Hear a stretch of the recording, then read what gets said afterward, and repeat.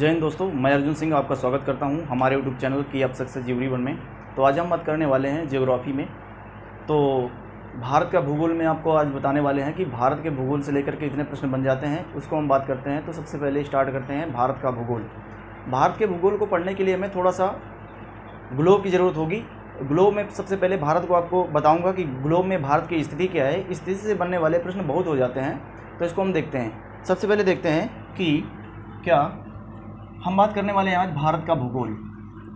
भारत का भूगोल, भारत का भूगोल।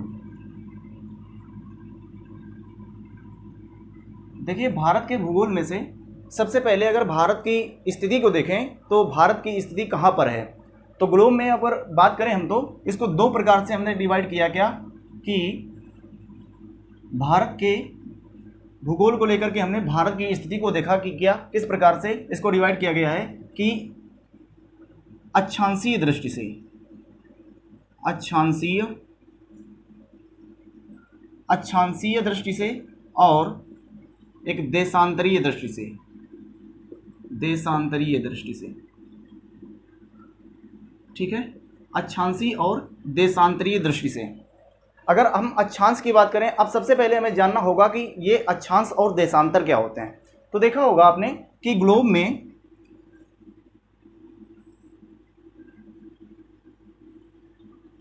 ग्लोब की अगर बात करें तो मान लीजिए यहां से क्या है, ये भूमध्य रेखा होकर के गुजरती है।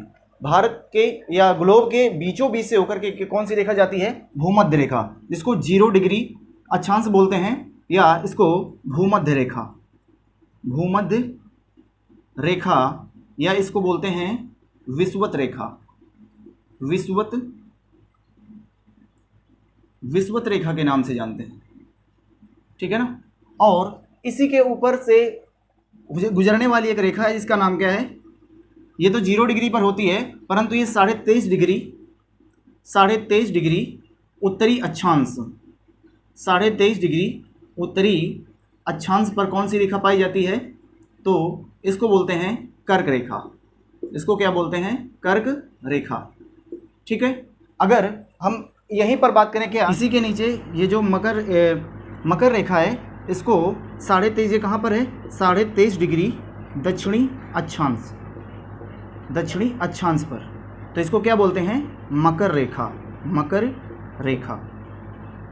देखिए क्या है, ये क्या है? विषुवत रेखा, विषुवत रेखा, विषुवत रेखा। ठीक है, ये होगी विषुवत रेखा, ये होगी कर्क रेखा और ये होगी क्या? मकर रेखा। ठीक। अब ये 0 डिग्री पर है और ये 23.5 डिग्री उत्तरी अक्षांश और ये दक्षिणी अक्षांश। यहाँ पर क्या है? दक्षिणी ध्रुव, इसको बोलते हैं दक्षिणी ध्रुव। ठीक है। और ऊपर इसको बोलते हैं उत्तरी ध्रुव, उत्तरी ध्रुव। ठीक। तो ये हो गई आपकी कौन सी रेखाएं? मकर रेखा, विषुवत रेखा और कर्क रेखा, विषुवत रेखा और मकर रेखा। अब यहाँ पर भारत की जब बात करें तो हमने सबसे पहले बात की क्या कि अक्षांशीय दृष्टि से अगर बात करें तो अक्षांशीय दृष्टि से हम किस तरह से, अगर अक्षांशीय रेखाओं की बात करें तो अक्षांशीय रेखाएं कहते किसे हैं? तो सबसे पहले हमें इसे जानना होगा। सबसे पहले हमें अक्षांशीय रेखाओं के बारे में बात करनी है। ठीक है।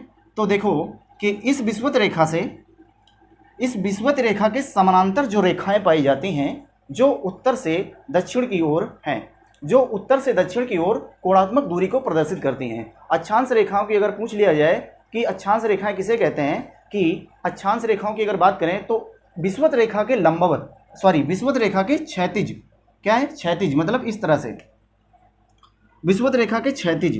तो विषुवत रेखा के समानांतर या क्षैतिज कह लो, तो इस तरह से विषुवत रेखा के समानांतर पाई जाने वाली रेखाओं को क्या कहते हैं? इस विषुवत रेखा के समानांतर पाई जाने वाली रेखाओं को हम अक्षांशीय रेखाएं कहते हैं। तो इनको बोलेंगे अक्षांशीय रेखाएं, अक्षांशीय रेखाएं। ठीक है। हमने क्या बताया? विषुवत रेखा के समानांतर पाई जाने वाली रेखाओं को अक्षांशीय रेखाएं कहते हैं। ये उत्तर से दक्षिण की ओर कोणात्मक दूरी को प्रदर्शित करती हैं। उत्तर से दक्षिण की ओर कोणात्मक दूरी को प्रदर्शित करती हैं, कोणात्मक दूरी को प्रदर्शित करती हैं, करती हैं। ठीक है। यहाँ से आपकी अक्षांश रेखाएं प्रकट होती हैं। ठीक है, अब देखिए कि अक्षांश रेखाओं की कुल कितनी अक्षांश रेखाएं हैं, तो अक्षांश रेखाओं की संख्या कुल कितनी है 179।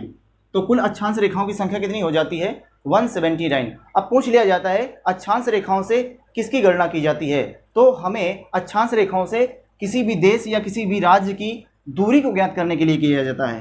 तो अक्षांश रेखाओं से दूरी ज्ञात की जाती है, दूरी ज्ञात की जाती है, दूरी ज्ञात की जाती है। ठीक है, दूरी ज्ञात की जाती है। अक्षांश रेखाओं से किसी भी देश की दूरी या किसी भी राज्य के या एक स्थान से दूसरे स्थान के बीच की दूरी को ज्ञात किया जाता है, वो होती हैं अक्षांश रेखाएं। कुल होती हैं कितनी 179 अक्षांश रेखाएं होती हैं। चलो अब हम बात करते हैं किसकी, कि अब बात करते हैं हम कि देशांतर रेखाओं की। देशांतर रेखा किसे कहते हैं, तो देशांतर रेखाओं की अगर बात करें तो कि देशांतर रेखा की अगर बात आ जाए तो देशांतर रेखाएं किसे कहते हैं। अब हम बात करते हैं किसकी, देशांतर रेखाओं की।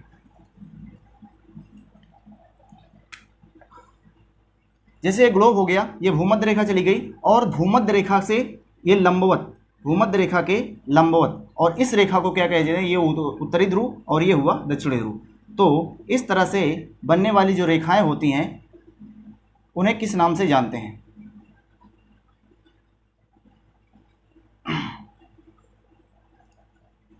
ठीक है, तो इसको ये जो रेखा है ध्रुवों को स्पर्श करते हुए इसको किस नाम से जानते हैं, तो इसको जानते हैं देशांतर,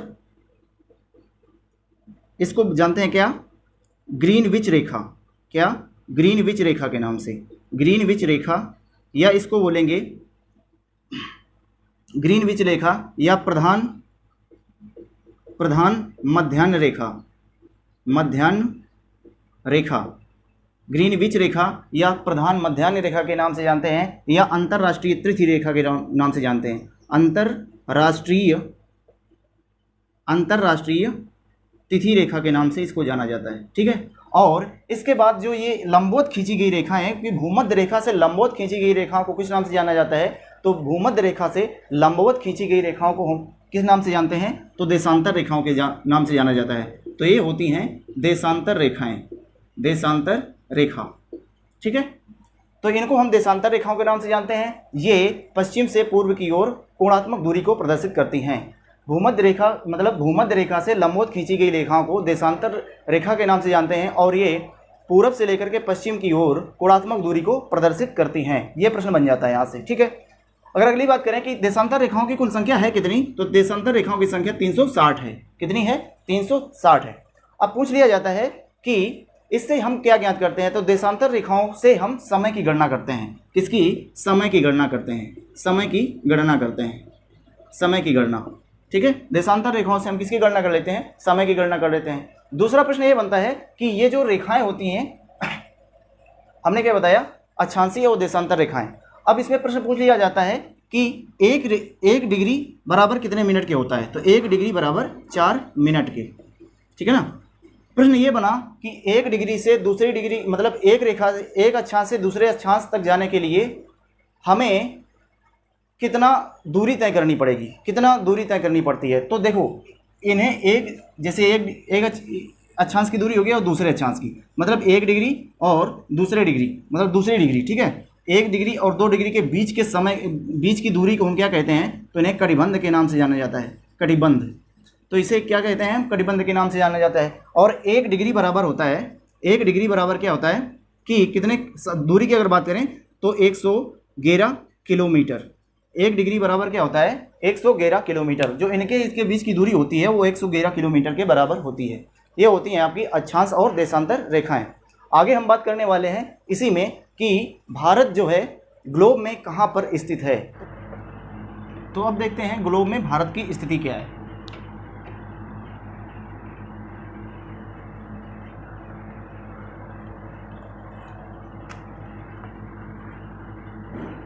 ग्लोब में भारत की स्थिति ये हो गई 0 डिग्री भूमध्य रेखा। ठीक है, और यहाँ से इस तरह से हमने बताया कि ये ग्रीनविच रेखा के नाम से इसे जाना जाता है। तो ये हो गई ग्रीनविच रेखा, ये उत्तरी ध्रुव और ये दक्षिणी ध्रुव। ठीक है, मकर रेखा, और यहाँ से गुजरती है क्या आपकी मकर रेखा, और ये हो जाती है कर्क रेखा। तो भारत कहाँ पर स्थित है? तो अगर बात करें कि भारत ये मकर रेखा से होकर के गुजरती है भारत के बीचों बीच से, तो इस तरह से कुछ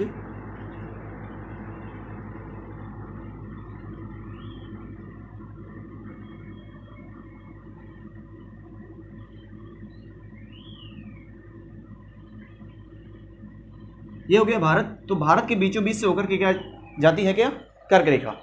तो ये कर्क रेखा भारत से बीचों बीच से होकर के चली जाती है। अब इन रेखाओं को क्या कहते हैं? देशांतर रेखाएं कहते हैं, ठीक है। तो ये जो रेखाएं हैं, तो इन्हीं से एक जो रेखा है क्या, जिसको हम देशांतर रेखाएं कहते हैं, इन्हें हम देशांतर रेखाएं कहते हैं। जो अब ये यहाँ से एक रेखा होकर गुजरती है, तो 82.5 डिग्री पूर्वी देशांतर पर, पूर्वी देशांतर जो भारत की स्थिति है वो कहाँ पर है? 82.5 डिग्री पूर्वी देशांतर। अब यहाँ से 0 से चलोगे तो ऊपर जाने के लिए 82.5 डिग्री उत्तरी अक्षांश पर, उत्तरी देशांतर पर क्या है? भारत की स्थिति है, ठीक है। अब ये समझ में आया होगा कि ये भारत कहाँ पर स्थित है। तो अगर प्रश्न आ जाए कि भारत गोलोक में भारत की स्थिति कहाँ पर है, तो इस भूमध्य रेखा से 82.5 डिग्री पूर्वी देशांतर पर भारत स्थित है, ठीक है। अब हम बात करने वाले हैं किसकी? अब हम बात करने वाले हैं भारत की। अब इसमें से एक एक करके आपको बताने का प्रयास करते हैं। चलिए, तो सबसे पहले हम बात करते हैं भारत की कि भारत के बिंदु कौन कौन से हैं और भारत की सीमाएं क्या हैं। भारत की सीमा से लगने वाले देश और ये सभी की धीरे धीरे हम चर्चा करने वाले हैं, ठीक है। तो चलो देखते हैं क्या कि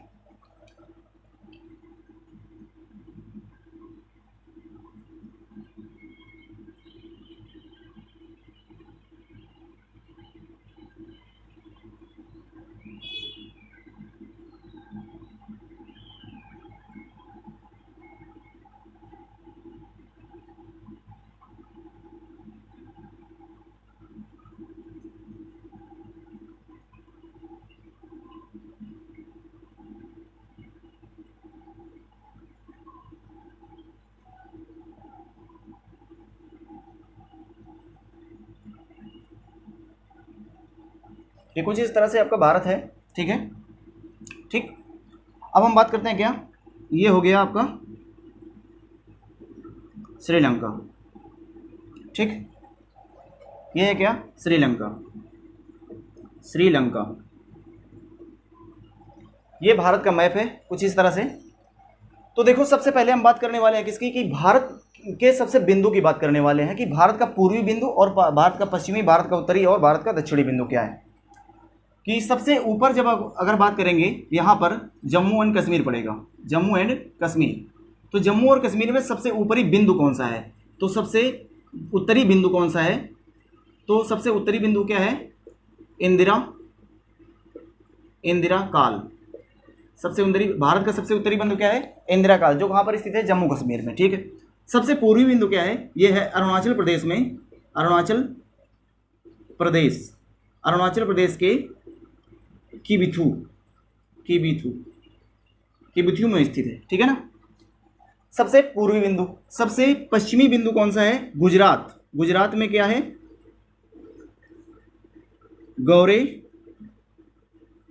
गौरे मोता, ठीक है ना। सबसे पश्चिमी बिंदु हो गया। और सबसे दक्षिणी बिंदु की अगर बात करें तो सबसे दक्षिणी बिंदु यहां पर आएगा आपका, ये हो गया अंडमान और निकोबार, ठीक है। इस तरह से है। तो देखिए, ये क्या है? अंडमान और इधर निकोबार, ठीक है। अंडमान और निकोबार हो गया। इधर अगर इनकी बात करें तो इधर क्या है? लक्षद्वीप। इस तरह से लक्षद्वीप, ये हो गया लक्षद्वीप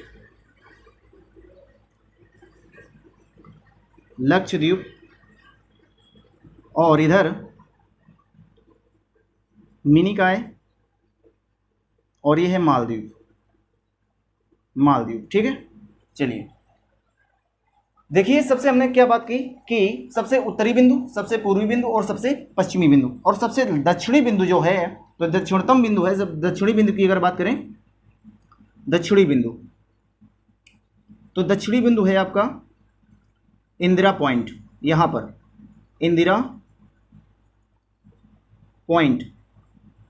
इंदिरा पॉइंट, और इसे किस नाम से जाना जाता है? इसे पार्सन पॉइंट या पिग्मिलियन पॉइंट के नाम से भी जाना जाता है, ठीक है। इसे पार्सन पॉइंट या पिग्मिलियन पॉइंट के नाम से भी जाना जाता है। इंदिरा पॉइंट को पार्सन पॉइंट या पिग्मेलियन पॉइंट के नाम से जाना जाता है। देखिए कि हमने क्या बताया आपको कि दक्षिणतम बिंदु क्या है, इंदिरा पॉइंट, इसे पार्सन पॉइंट या पिग्मेलियन पॉइंट के नाम से जाना जाता है। अगर भूमि का सबसे दक्षिणतम बिंदु देखा जाए, भूमि का सबसे दक्षिणतम बिंदु है, ये है कन्याकुमारी। क्या? कन्याकुमारी। ठीक है, भूमि का सबसे दक्षिणतम बिंदु, भारत की भूमि का सबसे दक्षिणतम बिंदु क्या है? कन्याकुमारी। ठीक है, द्वीपीय में पूछ लिया जाए तो इंदिरा पॉइंट या पार्सन पॉइंट या पिग्मेलियन पॉइंट।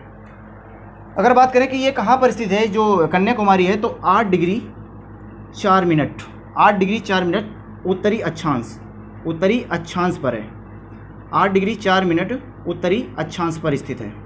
अगर वहीं पर बात करें क्या कि पूर्वी जो है वो 37 डिग्री 38 डिग्री 7 मिनट उत्तरी अक्षांश, उत्तरी अक्षांश पर स्थित है। ठीक है, और पूर्वी बिंदु की बात करें कि जो पूर्वी बिंदु है वो है 97 डिग्री 25 मिनट पूर्वी देशांतर, पूर्वी देशांतर पर स्थित है। और पश्चिमी बिंदु की बात करें तो ये है 68 डिग्री 7 मिनट, 68 डिग्री 7 मिनट पूर्वी देशांतर, पूर्वी देशांतर पर स्थित है। ठीक है, यहाँ इनकी बिंदुओं की बात हो जाती है। अब यहाँ से सबसे ज़्यादा प्रश्न ये बनता है कि ये हमने आपको देशांतर और पूर्वी, मतलब पूर्वी और पश्चिम की कौन कौन से कहाँ पर स्थित है, कि ये है पूर्वी बिंदु कहाँ पर 97 डिग्री 25 मिनट पर स्थित है पूर्वी देशांतर पर, और 68 डिग्री 7 मिनट पर पश्चिमी, मतलब पश्चिम का जो बिंदु है कौन, गौरे माता, ये पूर्वी देशांतर पर स्थित है। इसी तरह 8 डिग्री 4 मिनट उत्तरी अक्षांश पर स्थित है कन्याकुमारी, और ये आपका स्थित है क्या, 68 डिग्री 7 मिनट पर उत्तरी अक्षांश पर इंदिरा काल। अगर इसकी बात करें कि ये जो दक्षिणतम बिंदु है भारत का वो कहाँ पर स्थित है, तो वो कितने डिग्री पर स्थित है, तो वो स्थित है इंदिरा पॉइंट जिसको बोलते हैं 6 डिग्री 45 मिनट, 6 डिग्री 45 मिनट पर स्थित है। अगर इनको अक्षांश बोल दिया जाए तो इस तरह से आप बोल सकते हो। ठीक है, अगर हम बात करें किसकी, कि अब इसी में बात करने वाले हैं चैनल की। अब इसी में हम बात कर लेते हैं कि कौन से चैनल कहाँ पर स्थित हैं। तो देखिए अब हम बात करने वाले हैं कि चैनल कहाँ पर स्थित हैं, कौन कौन से चैनल हैं, उनको बताने का प्रयास करते हैं।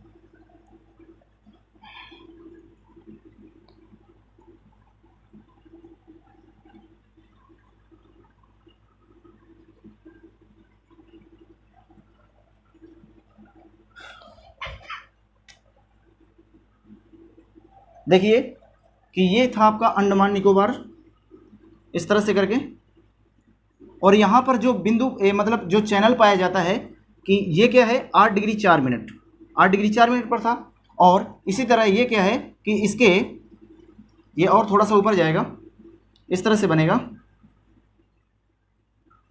ठीक है, तो ये है क्या, ये है ये अंडमान, अंडमान, और इसे बोलते हैं निकोबार, निकोबार।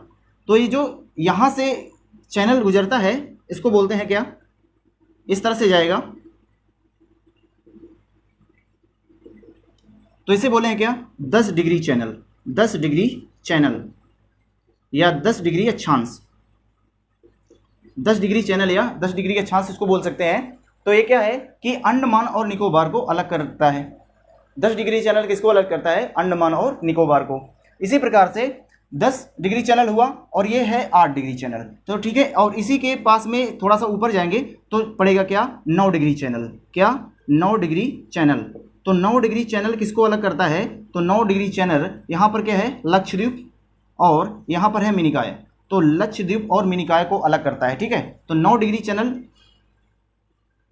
लक्षद्वीप और मिनिकाय, मिनिकाय।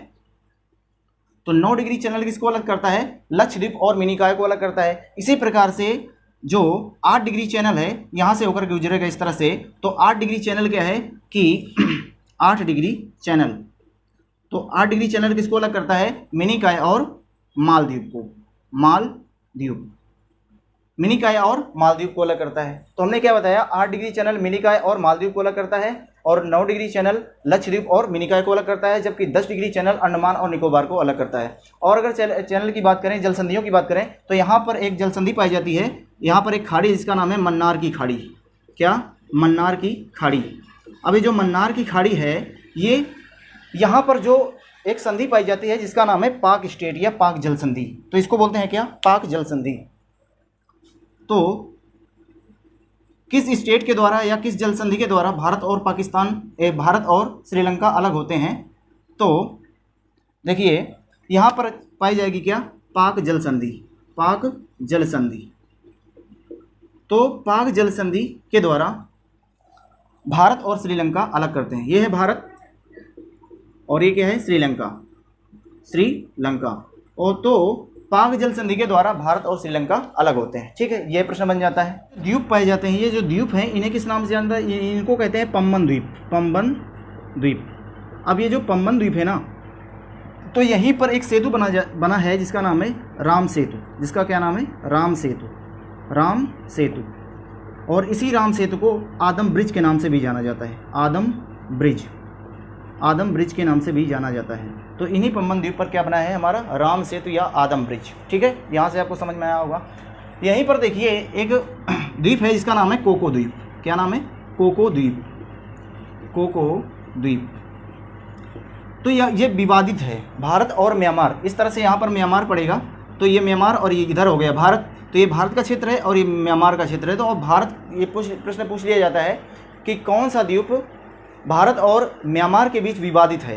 तो भारत के बीच और म्यांमार के बीच कौन सा द्वीप है? कोको द्वीप। तो कोको द्वीप क्या है? भारत और म्यांमार के बीच विवादित है। जबकि एक जो है 24 डिग्री चैनल, यहाँ पर पड़ेगा क्या? 24 डिग्री चैनल। तो 24 डिग्री चैनल को और किस नाम से जाना जाता है? तो 24 डिग्री चैनल को सरक्रीक चैनल के नाम से जाना जाता है। Sir Creek channel. Sir Creek channel. अभी देखिए सरक्रीक चैनल क्यों विवादित है और किसके किसके बीच विवादित है? तो यहाँ पर गुजरात के ऊपर एक जो सीमा बनती है, जो रेखा गुजरती है, उसको जानते हैं सरक्रीक रेखा के नाम से, जो कि भारत और पाकिस्तान के बीच विवादित है। तो इसमें प्रश्न इस तरह से आ जाता है कि भारत और पाकिस्तान के बीच कौन सा चैनल विवादित है, कौन सी रेखा विवादित है? तो भारत और पाकिस्तान के बीच सरक्रीक रेखा जो कि विवादित है। तो ये हमने आपको क्या बताया? चैनल। तो जितने भी चैनल थे हमने आपको बताया भारत से बनने वाले प्रश्न यहाँ से आप कर सकते हैं। तो हमने यहाँ तक बताया आपको चैनल और भारत की स्थिति के बारे में। अब हम आगे बात करने वाले हैं कि भारत के तटीय प्रदेश कितने हैं और किन किन, मतलब कौन कौन से तटीय प्रदेश। सबसे पहले हम तटीय प्रदेश की बात कर लेते हैं। ठीक है, तो चलो देखते हैं हम लोग तटीय प्रदेश क्या क्या है।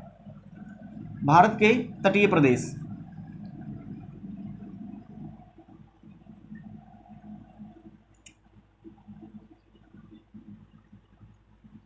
अब देखिए हम बात करने वाले हैं किसकी? भारत के तटीय प्रदेश की। भारत के तट से बनने वाले प्रश्न बहुत से हो जाते हैं, इसमें पूछ लिया जाता है। ठीक है, देखिए ये क्या है? गुजरात। यहाँ पर क्या पड़ता है? गुजरात। ये गुजरात राज्य है। ठीक, गुजरात हो गया। और गुजरात यहाँ से सरक्रीक रेखा से लेकर के गुजरात का ये जो भाग है, ये यहाँ दमन द्वीप तक। क्या? दमन द्वीप तक। यहाँ पर पड़ेगा दमन एंड द्वीप। दमन द्वीप पड़ता है। ठीक है, तो यहाँ तक क्या है? इसको किस नाम से जाना जाता है? तो इस तट को किस नाम से जाना जाता है? तो इस तट को नाम जाना जाता है कि मतलब किस नाम से जाना जाता है, ये प्रश्न पूछ लिया जाता है। तो काकरा पार तट। काकरा पार तट। तो इस तट को जाना जाता है काकरा पार तट के नाम से। और इसके बाद इस दमन द्वीप से लेकर के ये महाराष्ट्र के तट से होते हुए ये जाएगा आपका कहाँ तक? गोवा तक। तो गोवा तक। तो इस महाराष्ट्र वाले तट को किस नाम से जाना जाता है? तो दमन से लेकर के गोवा तक फैला हुआ है। इस तट को किस नाम से जाना जाता है? तो इस तट को जाना जाता है कोंकण तट के नाम से। तो ये तट क्या हो गया? कोंकण तट। कोंकण तट। तो इसको कोंकण तट के नाम से जाना जाता है। इसके बाद एक गोवा से लेकर के मंगलौर कर्नाटक वाला जो तट है, मंगलौर, तो इसको किस नाम से जाना जाता है? तो इसको कन्नड़ तट के नाम से जाना जाता है। कन्नड़ तट। इसको कन्नड़ तट के नाम से जाना जाता है। ठीक है, और इसके बाद ये मंगलौर से लेकर कर्नाटक वाला जो तट हो गया, इसके बाद ये केरल का जो इसके बाद मंगलौर से लेकर के जो केरल पड़ता है यहाँ पर, तो इसको किस तट के नाम से जाना जाता है? तो इसको जाना जाता है मालाबार तट के नाम से। मालाबार। तो ये मालाबार तट है। ठीक है, यहाँ से बनने वाले प्रश्न आपके हो जाते हैं कि कितने तट हैं। तो गुजरात और दमन द्वीप से लेकर के कौन सा तट हो गया? काकरापार तट। इसके बाद दमन से लेकर के गोवा तक कौन सा तट हो गया? कोंकण तट। और इसके बाद गोवा से लेकर के मंगलौर जो कर्नाटक के तट को से लेकर फैला हुआ है वो क्या है, कन्नड़ तक, और इसके बाद मंगलौर या कर्नाटक की जो है उससे लेकर के केरल तक के भाग को क्या बोलते हैं, मालाबार तट के नाम से जाना जाता है। ठीक है, अब इसके बाद जो यहाँ से लेकर तमिलनाडु का जो अंतिम स्टेट है भारत का, दक्षिणतम जो राज्य है उसको कहते हैं तमिलनाडु। ये तमिलनाडु से लेकर के विशाखापत्तनम आंध्र प्रदेश तक, यहाँ तक विशाखापत्तनम।